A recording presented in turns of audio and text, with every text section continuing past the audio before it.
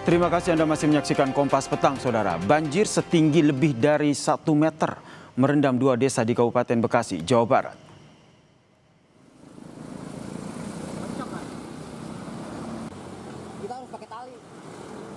Banjir merendam permukiman warga Desa Tanjung Sari dan juga Desa Karang Rahaja, Cikarang Utara, Kabupaten Bekasi pada Minggu pagi, Saudara. Banjir terjadi akibat luapan sungai Kali Ulu yang tak mampu menahan debit air setelah hujan dengan intensitas tinggi mengguyur wilayah Kabupaten Bekasi sejak Sabtu sore. Warga bilang ketinggian air mulai meningkat sejak dini hari tadi.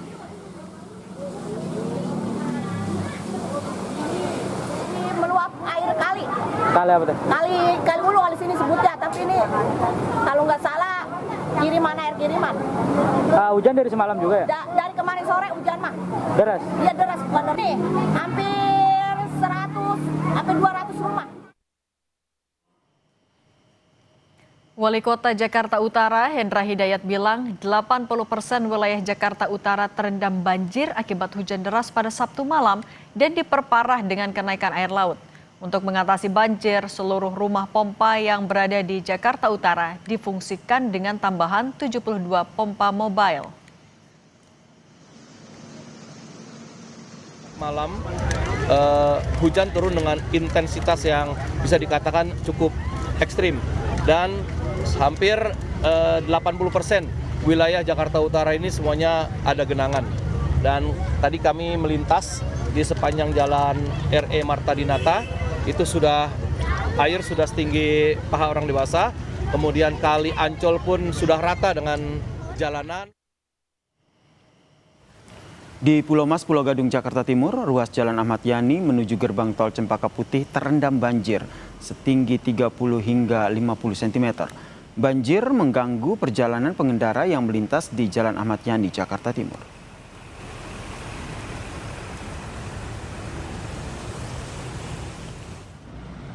Di Kelapa Gading, Jakarta Utara, Jalan Boulevard Raya terendam banjir setinggi 60 cm. Banjir membuat sejumlah kendaraan yang melintas mogok. Untuk melanjutkan perjalanan, sejumlah pengendara mendorong kendaraan mereka yang mogok.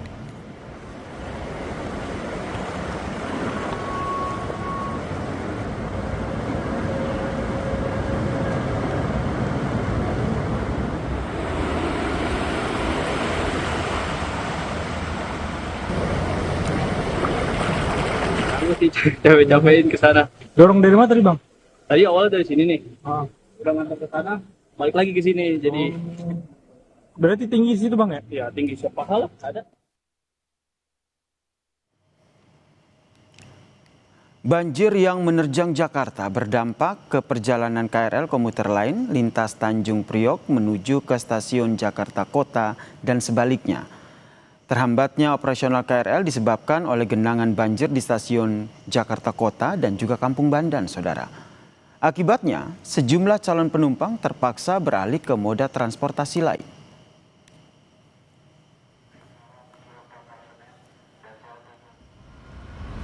Jalur kereta api Petak Pekalongan Sragi di Pekalongan, Jawa Tengah hingga Minggu siang masih terendam banjir. Hanya satu lajur rel saja yang bisa dilintasi rangkaian kereta.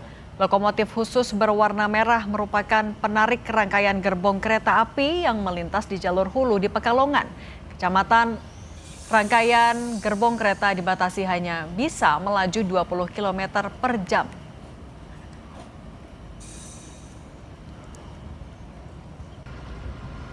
Arah stasiun Pekalongan stasiun lagi menyebabkan beberapa kereta api mengalami pembatalan perjalanan dan juga perubahan pola operasi kereta api. Banyak 4.915 penumpang yang membatalkan tiket mereka akibat adanya pembatalan dan juga perubahan pola operasi tersebut.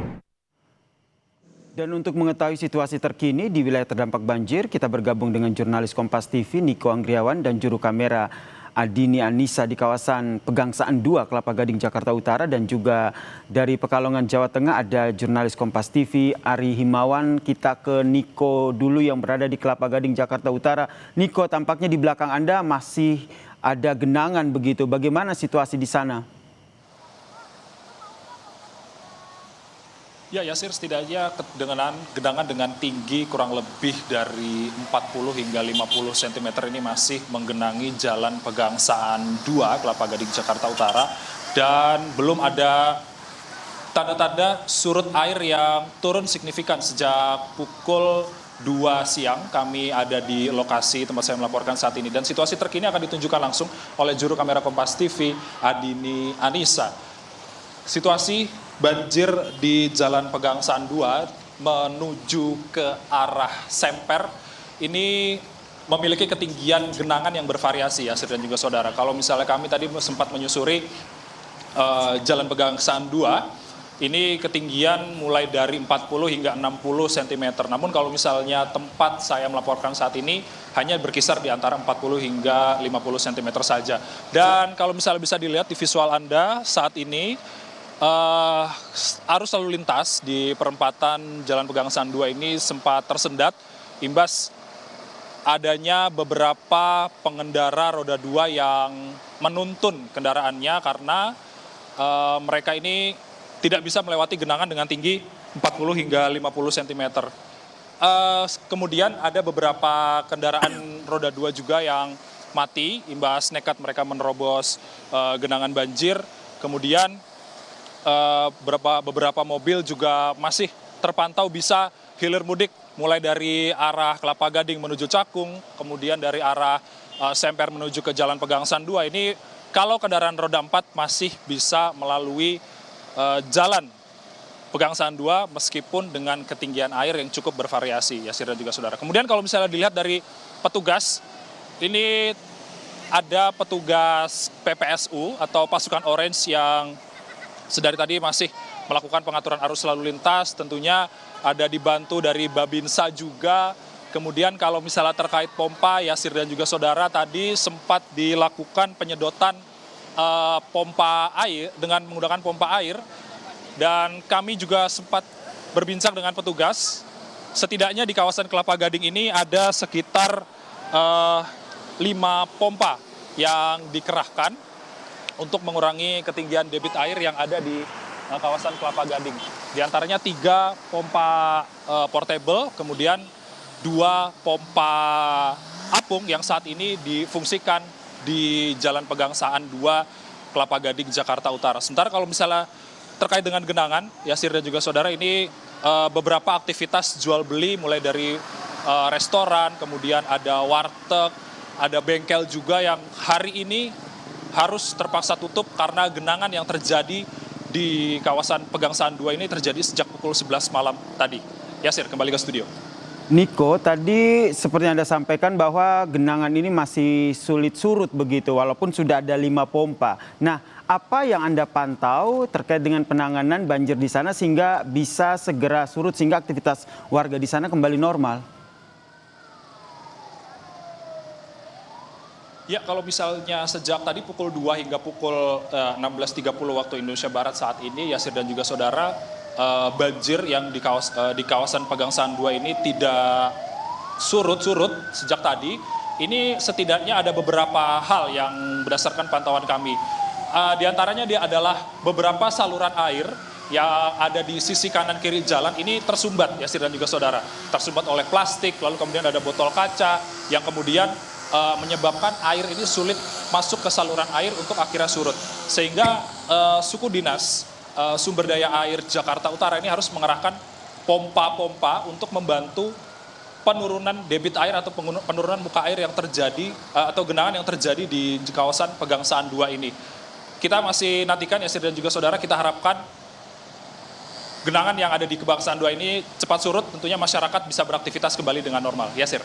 Jadi perlu adanya penambahan pompa air ya agar genangan di daerah Pegangsaan 2 ini bisa segera surut. Dari Niko, kita bergeser ke Pekalongan, Jawa Tengah. Ada Ari Himawan di sana. Ari, bagaimana perkembangan penanganan banjir di Pekalongan, terutama ini terkait dengan perjalanan kereta api? Selamat petang, Yasir dan juga saudara. Di belakang saya, rel kereta api yang berada di Pekalongan, Jawa Tengah, tepatnya Pekalongan hingga Sragi ini masih terendam banjir. Meski begitu, kereta yang melintas ini hanya bisa menggunakan satu lajur saja, yaitu lajur hulu. Dan rangkaian kereta yang melintas di jalur hulu ini menggunakan lokomotif khusus ditarik menggunakan lokomotif yang sudah disiapkan oleh PT KAI dan kecepatannya hanya bisa 20 km per jam.